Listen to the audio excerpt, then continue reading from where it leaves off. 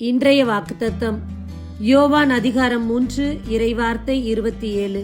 விண்ணிலிருந்து அருளப்படாவிட்டால் எவரும் எதையும் பெற்றுக்கொள்ள முடியாது.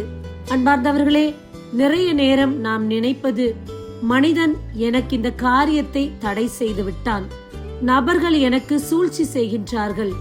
ஆனால் விண்ணக தந்தை நினைத்துவிட்டால் யாராலும் அதை தடை செய்ய முடியாது. அவர் சொல்ல ஆகும், அவர் கட்டளையிட அனைத்துமே நிற்கும். பரத்திலிருந்து அருளப்படாமல் எவராலும் எதையும் கீழே மாற்றி அமைக்க முடியாது. சத்துருவானவன் இன்றைக்கு பல காரியங்களில் தடைகள் செய்திருக்கலாம். ஆனால் ஏற்ற காலம் வரும்போது இறைவன் நினைத்துவிட்டால் அந்த காரியத்தை நிச்சயமாய் அவர் நிறைவேற்றி தருவார். இறைவனை மட்டும் நம்பி தொடர்ந்து பயணிப்போம். ஆமேன். God bless you.